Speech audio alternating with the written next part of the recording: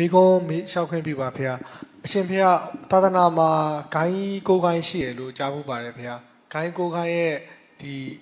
တမိုင်းเจ้าနဲ့ဘာကြောင့်ဂိုင်းကိုဂိုင်းကရှိရလဲရှင်းပြပေးပါဖေ။နောက်တစ်ခါကျရင်အတန်သွင်းပြီးဖွင့်ပြရမယ်တဲ့မောင်ကြီးတို့အပတ်တိုင်းပါတယ်ဒီမိကုံးကအတန်သွင်းထားရမယ်။ဂိုင်းကိုဂိုင်းတော်တော်စိတ်ဝင်စားကြအမြဲတမ်းမေးတယ်ဒီမိကုံးလေ။ဂိုင်းကိုဂိုင်းမှာရင်တော့ဂိုင်းကိုဂိုင်းလို့မဟုတ်ဘူး။အုပ်စု group လေးဖွဲ့ပြီးနေကြတာ။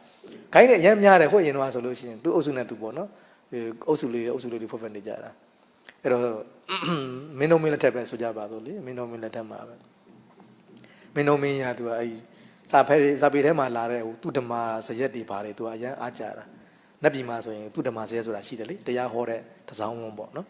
်အဲ့ဒါကိုအားကြတော့ယနေ့ချိန်ဒီမန္တလေးမှာရှိပါတယ်သူဓမ္မဇရက်တန်းဆိုပြီးတော့နန်းပြည်မှာအဆောင်ကြီးတွေရှိတယ်တသားတွေလှုပ်ထားတာလေဆိုတော့အဲ့သူဓမ္မဇရက်တန်းမှာသူကဒီဆရာတော်ကြီးတွေပေါ့ယနေ့ခေတ်တန်ခါမဟာနာယကလို့ဆရာတော်ကြီးတွေပေါ့နော်သတ်မှတ်ထားတဲ့ဆရာတော်ကြီးတွေကိုပင့်ဖိတ်ပြီးတော့အဲ့မှာတရားဆုံးဖြတ်တာပေါ့နော်တန်ခါအမှုကိစ္စတွေဘာတွေကိုဆရာတော်ကြီးတွေကဆုံးဖြတ်ပေးရတာဆိုတော့အဲ့ဒီသူဓမ္မဇရက်မှာလာရောက်ပြီးတော့တရားဆုံးဖြတ်ရတဲ့ဆရာတော်တွေကိုသူဓမ္မဝင်ဆရာတော်လို့ခေါ်ကြတယ်ခိုင်းအနေနဲ့မဟုတ်သေးဘူးနော်ခိုင်းအနေနဲ့မဟုတ်ဘူးဒီသူဓမ္မဇရက်မှာလာပြီးအလုပ်လုပ်တဲ့ဆရာတော်တွေကိုမို့လို့သူဓမ္မဆရာတော်လို့ခေါ်ကြတာဟိုသူဓမ္မခိုင်းတစ်ခုအနေနဲ့မဟုတ်ဘူးခိုင်းဖွဲ့တာမဟုတ်ဘူးအဲ့သူဓမ္မဆိုတဲ့အသုံးလုံးအဲ့ဒီအစားပေါ်လာတာသူဓမ္မဇရက်မှာအလုပ်လုပ်တဲ့ဆရာတော်တွေမို့လို့သူဓမ္မဆရာတော်လို့ခေါ်တယ်နောက်ချွတ်ချင်းဆရာတော်ကြတော့သူကချွတ်ချင်းဇာတိကနော်ချွတ်ချင်းဇာတိကနေလာလို့သူ့ရဲ့ဇာတိကိုအကြောင်းပြပြီးတော့ချွတ်ချင်းဆရာတော်လို့ခေါ်တာအဲ့တော့ဒီဆရာတော်ကဟိုမင်းတို့မင်းသားဘဝကလေးကအလုံးကြီးညိုတာလေမင်းသားဘဝကလေးကငါသားဘယင်ဖြစ်ခဲ့မယ်ဆိုရင်ဒီဆရာတော်ကိုသာသနာပိုင်ခတ်မယ်ဆိုတဲ့စိတ်သူ့မှာရှိပြီးသားအဲ့ဒီရည်ရွယ်ချက်နဲ့သူဘယင်ဖြစ်တဲ့အချိန်မှာအဲ့ဒီဆရာတော်ရောက်အောင်ပင့်တယ်နေပြည်တော်ကိုရောက်တယ်ဒါပေမဲ့သာသနာပိုင်ယာထုကိုမယူဘူးရွှေဆရာတော်ကသာသနာပိုင်ယာထုလက်မခံအောင်မင်းဆရာတော်မလုပ်ချင်ဘူးပေါ့နော်အဲ့တော့တခြားဆရာတော်တစ်ပါးကသာသနာပိုင်ဖြစ်တယ်နော်သာသနာပိုင်ဖြစ်တယ်အဲ့တော့အဲ့ဒီမှာမင်းနေပြည်တော်ကိုရောက်တဲ့အချိန်မှာရွှေချင်းဆရာတော်က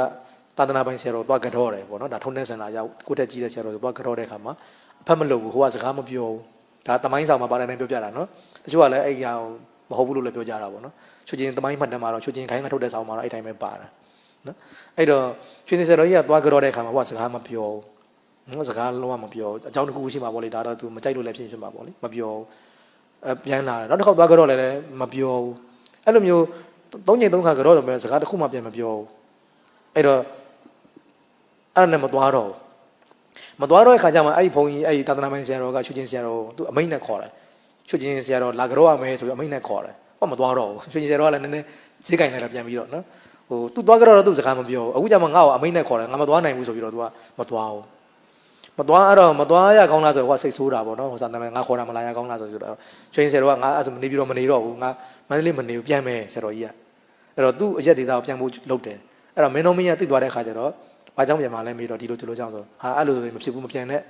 နော်ဒီနေပြီးတော့မှပဲသာသနာပြုပါဆိုပြီးတော့အမိန့်တစ်ခုထုတ်လိုက်တယ်ချွင်းဆယ်တော်ဒီဆယ်တော်တွေနဲ့ဘာမှမပတ်သက်စေရတိချာကနာဝိမုတ်ပေါ့သူခေတ်ကတော့ဒီတန်ဃာတော်တွေနဲ့မပတ်သက်စေရဘူးသူ့ကိုဘယ်သူမှအမိန့်ထုတ်ခွင့်မရှိရအောင်စင့်ခေါ်ခွင့်မရှိရအောင်အာနာဘသူစက်မတက်ရအောင်ဆိုပြီးတော့ဒီမန္တလေးရဆရာတော်ကြီးတွေနဲ့တိချာခွဲထုတ်လိုက်တယ်ဒါမင်းတော်မင်းရအမိန့်ကခွဲထုတ်လိုက်တာအဲ့တော့ရွှေချင်းဆရာတော်ကြီးကတိချာခိုင်းတစ်ခိုင်းလို့ဖြစ်သွားတာပေါ့နော်အဲ့တော့ဆရာတော်ကြီးကိုအကြောင်းပြပြီးတော့ဒါရွှေချင်းခိုင်းဆိုပြီးခေါ်ကြတာအဲ့တော့ဆရာတော်ကြီးရဲ့တပည့်ဆက်စိတ်ကိုလည်းဒါရွှေချင်းခိုင်းဝင်တန်ခါများလို့ဖြစ်သွားကြတယ်အဲ့တော့ဒီဘက်ကရွှေချင်းဖြစ်သွားတော့ဟိုကလိုလိုကြီးသူ့တမဖြစ်သွားတာပဲနော်ခိုင်းတစ်ခုဖွဲ့လိုက်တာမဟုတ်ရွှေချင်းဆရာတော်ရဲ့တပည့်ကလွဲလို့ကျန်တဲ့တပည့်တွေကျန်တဲ့တန်ခါတွေအားလုံးဒီသူ့တမဆရာတော်ဆိုပြီးတော့ဖြစ်သွားကြတာအလိုလိုကြီးသူ့တမခိုင်းတစ်ခုဖြစ်သွားတာပေါ့နော်အဲ့လိုမျိုးအဲ့တော့သူ့တမနဲ့ချွတ်ချင်းအဲ့ဒီကစားကွဲတာပဲအဲ့ဒီကမှဒီဘက်ကအုပ်ဖို့ဆရာတော်တို့ကပေါ်လာတယ်ဒီအောက်ပိုင်းမှာဟိုကရွှေဆရာတော်တို့ကအထက်ပိုင်းမှာခက်ပြိုင်လေးပဲနော်အဲ့တော့အုပ်ဖို့ဆရာတော်တို့ကြတော့သူကကာယကံဝစီကံမနောကံလို့ရှိခိုးတာကိုမကြိုက်ဘူးဒွါရနဲ့ရှိခိုးတာကိုကြိုက်တယ်သူကကံဟာမှားတယ်ပေါ့ဘုရားဟောတဲ့အညီရှိခိုးမယ်ဆိုလို့ချင်းကာယဒွါရဝစီဒွါရမနောဒွါရလို့ရှိခိုးရမယ်ကာယကံဝစီကံမနောကံရှိခိုးတာမှားတယ်ဆိုပြီးတော့ပြောတယ်ဒါလည်းလေဒီဆရာတော်တို့ရှင်းတာလည်းရှိပါတယ်နော်ဆိုတော့အဲ့ဒါဒွါရနဲ့ရှိခိုးရမယ်လို့ပြောတဲ့ကြောင့်အဲ့ဒီဆရာတော်ကိုဒွါရဆရာတော်လို့ခေါ်တယ်အဲ့တော့အဲ့ဒီဆရာတော်ရဲ့တပည့်ဆက်ကိုဒါဒွါရခိုင်းဝင်ဖြစ်သွားပြန်အောင်နော်ဒွါရဖြစ်ပုံလောက်ပြောတာဆိုတော့အယူအဆလေးတွေကြောင့်မူလဆရာတော်တွေရဲ့ခေါင်းစဉ်အောက်မှာခိုင်းနေခွဲကုန်တာပေါ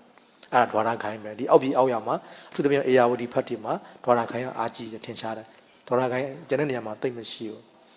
ပြီးမှတခါအဲ့ဒွါရမှာထပ်ကွဲပြန်တယ်ဟိုချောင်းရဲ့အရှေ့ဘက်နောက်ဘက်အုပ်စုတွေကွဲပြန်တယ်အဲ့ဒါနောက်ချောင်းဒွါရဆိုပြီးတော့အဲ့မှာမူလဒွါရဆိုကွဲပြန်တယ်သူကမူရင်းကမူလဒွါရဟိုဘက်ချောင်းရဲ့ဟိုဘက်ကန်းကိုအနောက်ချောင်းဒွါရဆိုကွဲပြန်တယ်ဒွါရမှာနှခိုင်းကွဲသွားကြတယ်နော် ပြီးမှဟိုဘက်ကဝေလို့ဝန်တို့ငှက်တွင်းတို့ဆိုပြီးတော့သူဆယ်တော်ကြီးတွေရဲ့အပေါ်မှာမူတည်ပြီးတော့အုပ်စုတွေကွဲကုန်ကြတာအဲ့လိုနဲ့ကိုယ်ကိုင်းကွဲသွားတယ်နောက်ပိုင်းဒီဘက်ဒီနိုင်ငံတော်ဖွဲ့စည်းတည်ဆောက်ပုံဥပဒေရဘာညာဆိုပြီးတော့အဲ့မှာဒီခိုင်းကြီးကိုယ်ကိုင်းတဲ့အပြင်နောက်ထပ်ဘယ်သူမှခိုင်းခွဲခွင့်မရှိတော့ဘူးဆိုပြီးတော့ပြဋ္ဌာန်းပေးလိုက်ရတာပေါ့နော်အဲကြောင့်ယနေ့မြန်မာနိုင်ငံမှာထပ်ပြီးတော့ခိုင်းဖွဲ့ခွင့်မရှိတော့တန်ခါအားလုံးဒီခိုင်းကိုယ်ကိုင်းထဲမှာပဲစရင်သွင်းရမယ်ကျန်တဲ့ခိုင်းအသစ်ဖွဲ့ခွင့်လုပ်ခွင့်မရှိတော့ဘူးနော်အစိုးရကိုယ်တိုင်လုပ်ခွင့်လုပ်ရင်တော့လုံးမအောင်ရမှာပေါ့နော်နိုင်ငံဥပဒေလက်ရှိဥပဒေရတော့ခိုင်းအသစ်ထပ်ဖွဲ့ခွင့်တော့မရှိတော့ဘူးနော်အဲ့တော့ဒီခိုင်းကိုယ်ကိုင်းကဒါအနည်းချုပ်ပါပဲနော်